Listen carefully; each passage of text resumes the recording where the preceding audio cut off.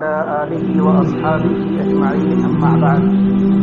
أعوذ بالله من الشيطان الرجيم بسم الله الرحمن الرحيم أم كنتم شهداء إذ حضر يعقوب الموت إذ قال لبنيه ما تعبدون من بعدي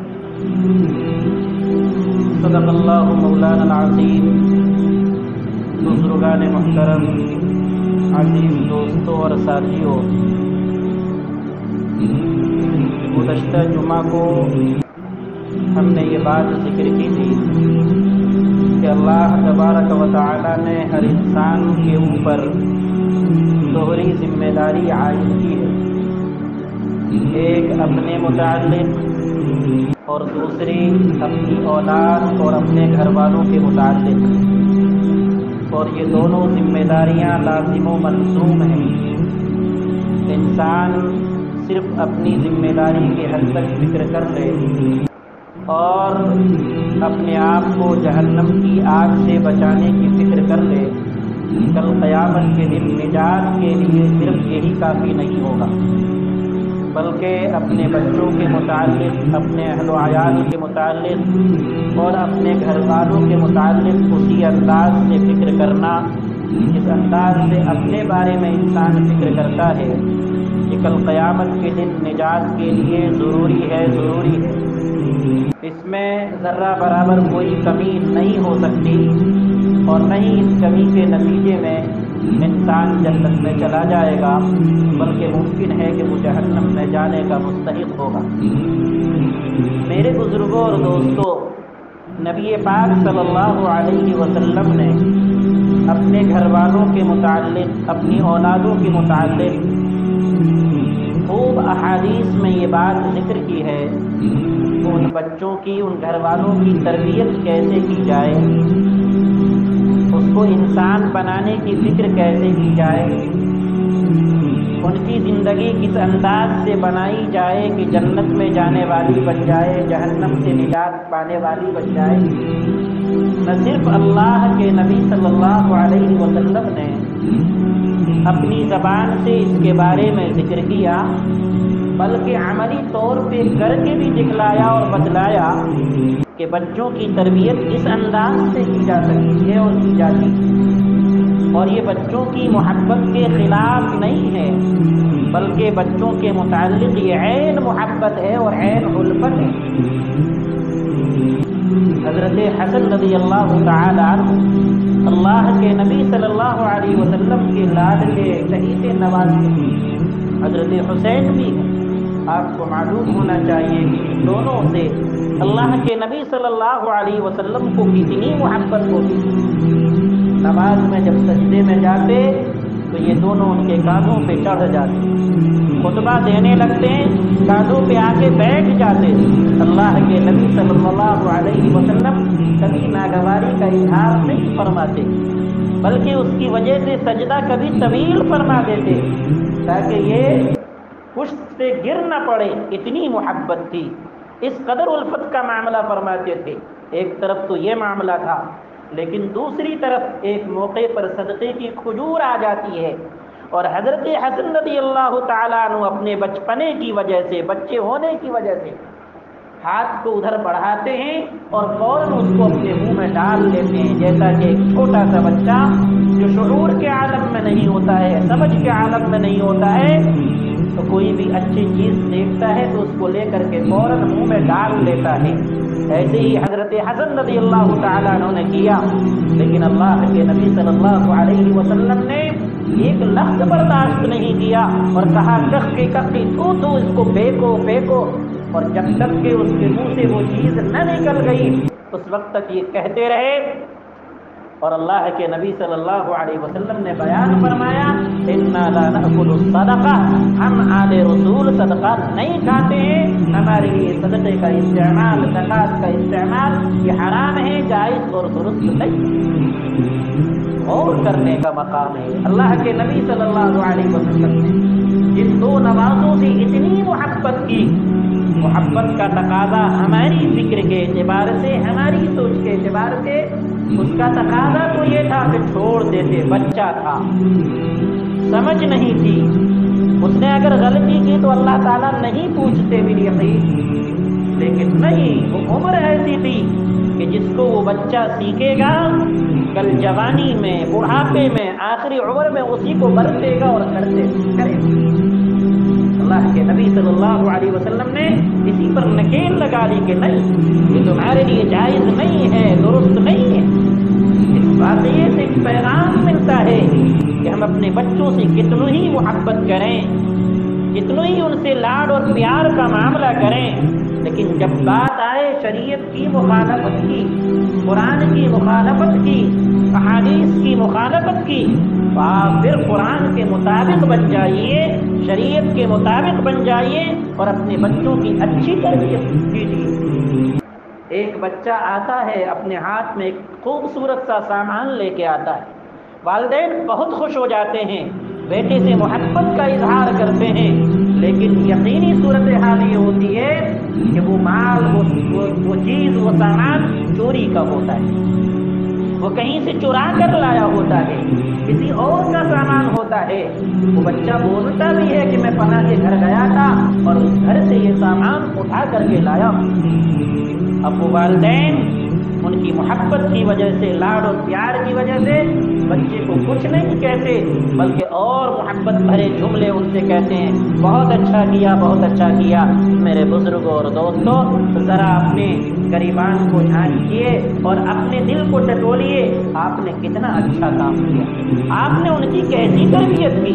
آپ نے صرف ان سے محبت کا اظہار نہیں کیا بلکہ ان کو یہ بتلا دیا، بیٹا چوری کا کام بہت اچھا ہے، بہت نیک ہے، اس کی بنیاد تو تم جنت میں جا سکتے ہو۔ کیسی قرآن کی کھلی ہوئی مخالفت ہے، کیسی شریعت مطہرہ کی کھلی ہوئی مخالفت ہے۔ اسی پر بس مت کیجیے۔ اللہ کے نبی صلی اللہ علیہ وسلم نے ایک خاتون کو دیکھا کہ اپنے ہاتھ مٹھی کو بند کر رہی ہے اور اپنے ایک بچے کو جو نہیں آ رہا ہے، بیٹا تم ادھر آ جاؤ، اس میں کچھ ہے میں تمہیں دوں۔ جیسے کہ ایک ماں، ایک بڑا، ایک باپ اپنے بچوں کو کے ساتھ پیار کرنے کے لیے اور اس کو اپنے سے قریب کرنے کے لیے یا اس کو چلانے کے لیے کہ بچہ کیسے چلے، اس کے لیے طریقہ اختیار کرتے ہیں۔ اللہ کے نبی صلی اللہ علیہ وسلم نے جب اس منظر کو دیکھا تو اس خاتون کو بلایا اور کہا، کیا واقعی تمہاری مٹھی میں کچھ تھا؟ تو اس خاتون نے کہا کہ ہاں میری مٹھی میں کچھ تھا اور واقعی مجھے ان کو دینا تھا۔ اللہ کے نبی صلی اللہ علیہ وسلم نے اس خاتون سے کہا کہ اگر تمہاری مٹھی میں کچھ نہ ہوتا اور تم یوں ہی مٹھی دکھا کر کے اپنے بچوں کو بلاتے اور اس میں کچھ نہ ہوتا تو یہ بھی جھوٹ ہوتا، یہ بھی جھوٹ ہوتا۔ جھوٹ چاہے بڑوں کے ساتھ معاملہ کیا جائے یا چھوٹوں کے ساتھ کیا جائے، یہ بہرحال جھوٹ ہے۔ یہ دو واقعے سے اندازہ لگائیے کہ اللہ کے نبی صلی اللہ علیہ وسلم نے بچوں کی ذہنی، فکری، ایمانی اور شرعی تربیت کرنے کے لیے اس انداز کو اختیار کیا ہے۔ ایک بچہ، چھوٹا سا بچہ ہے، جب اللہ کے نبی صلی اللہ علیہ وسلم کے ساتھ کھانے کے لیے بیٹھتا ہے تو ان کا ہاتھ کبھی ادھر جاتا ہے، کبھی ادھر جاتا ہے، کبھی ادھر جاتا ہے۔ اللہ کے نبی صلی اللہ علیہ وسلم نے جب اس بچے کی اس حرکت کو دیکھا کہ کھانے کا تو یہ طریقہ درست نہیں ہے، ایک پلیٹ ہے اس میں 4 لوگ کھا رہے ہیں، طریقہ یہ ہے کہ سامنے سے کھایا جائے، داہنے ہاتھ سے کھایا جائے، بسم اللہ پڑھ کے کھایا جائے، یہ کوئی غیر معمولی بات نہیں تھی، ہمارے اعتبار سے بہت معمولی بات تھی، لیکن اللہ کے نبی صلی اللہ علیہ وسلم نے اس بچے کی تربیت کرنے کا ارادہ کیا، کہا کہ نہیں یہ طریقہ غلط ہے۔ اللہ کے نبی صلی اللہ علیہ وسلم نے کہا، کل مما یلیک، تم اپنے سامنے سے کھاؤ، بسم اللہ پڑھ کے کھاؤ، ہاتھ ادھر ادھر مت کرو، اس لیے کہ تم اپنے سامنے سے نہیں کھاؤ گے، دوسروں کے سامنے سے کھاؤ گے، اسے تکلیف ہوگی۔ یہ دیکھنے میں چھوٹی باتیں ہیں، لیکن اگر ایک دسترخوان پہ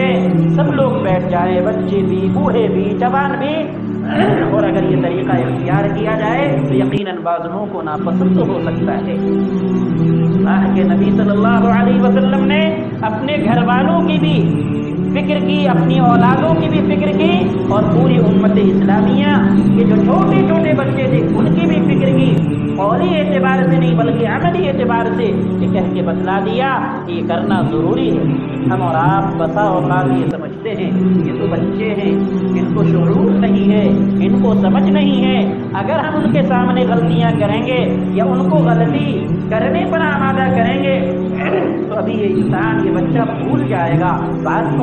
میں ان کو کب یاد رہے گا؟ نہیں میرے محترم بزرگوں، دوستوں، یہ ہماری بھول ہے،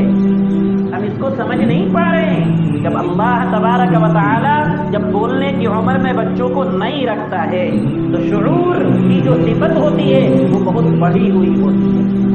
نقل کرنے کی اور کسی چیز کو کاپی کرنے کی جو صفت ہوتی ہے وہ اللہ رب العزت اس کو بڑھا دیتے ہیں۔ ہمیں اندازہ نہیں ہوتا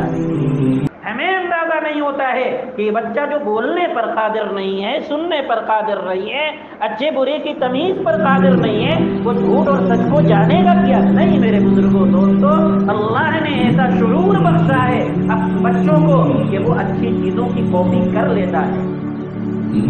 آپ دیکھیے جب گھر میں اچھی چیز بولی جاتی ہے اور جب بچہ بولنے کے مرحلے میں آتا ہے تو زبان سے اچھے کلمات نکلتے ہیں، اور جب گھر میں ماحول برا ہوتا ہے، گالم گلوچ کا ماحول ہوتا ہے، جو بچہ بڑا ہوتا ہے تو ان کی زبان سے گالم گلوچ کے کلمات نکلتے ہیں۔ کیوں؟ ہم نے تو سوچا یہ تھا کہ بچہ باشعور نہیں ہے، سمجھدار نہیں ہے، یہ بچہ کیسے کاپی کرے گا، کیسے نقل کر لے گا؟ نہیں، اللہ نے ایسی سمجھ پیدا کر دی ہے کہ وہ اس کو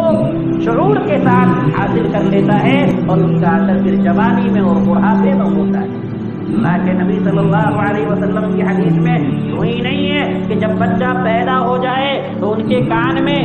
اذان دی جائے اور اس کے بائیں کان میں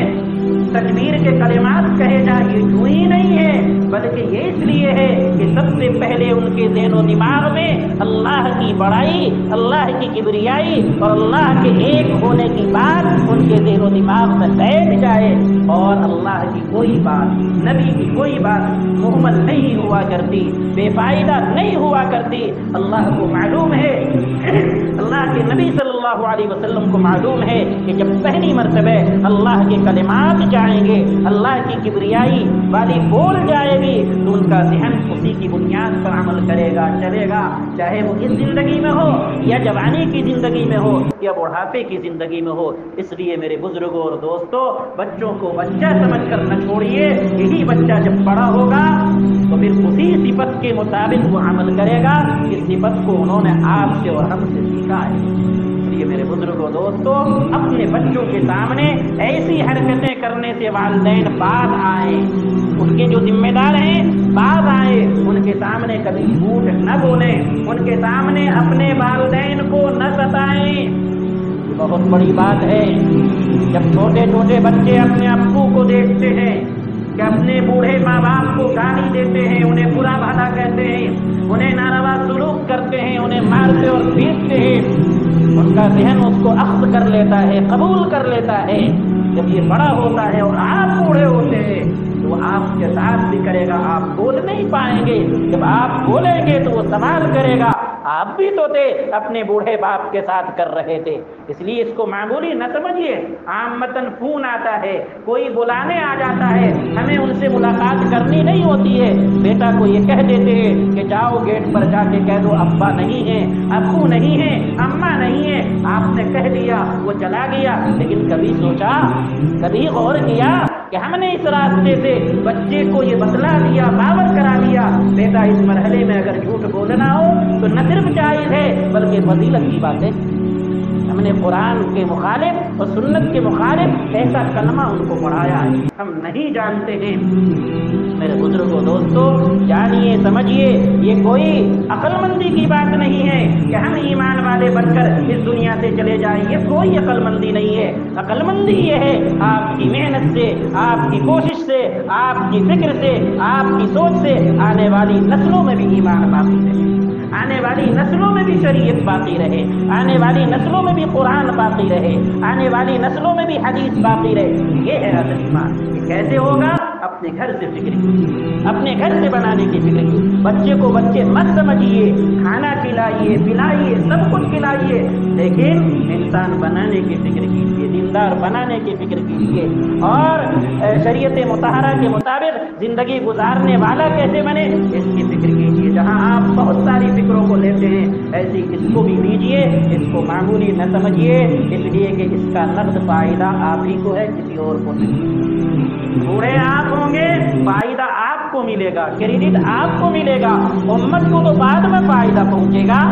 معاشرے کو تو بعد میں فائدہ پہنچے گا۔ آپ کے ساتھ اچھا سلوک کرے گا، آپ کے گھر میں جو بڑے ہیں ان کے ساتھ اچھا سلوک کرے گا، جو چھوٹے ہیں ان کے ساتھ شفقت کا معاملہ کرے گا، جو رشتے دار ہے ان کے ساتھ حسن سلوک کا معاملہ کرے گا۔ آپ کی تربیت کے نتیجے میں آپ کا گھر دیندار بنے گا، آپ کے گھر کا ماحول اچھا بنے گا، دینی بنے گا، اسلامی بنے گا، ایمانی بنے گا اور قرآن کے مطابق بنے گا۔ اس لیے میرے بزرگوں دوستوں، اپنی فکر کے ساتھ ساتھ اپنے بچوں کی عملی اعتبار سے فکر کیجیے، صرف کہنے پر کفایت مت کیجیے اور کافی نہ سمجھیے۔ اللہ ہمیں بھی اور آپ کو بھی اپنے اولادوں کی، اپنے بچوں کی صحیح اعتبار سے، اسلامی نہج کے اعتبار سے تربیت کرنے کی توفیق عطا فرمائے۔ وآخر دعوانا ان الحمد للہ۔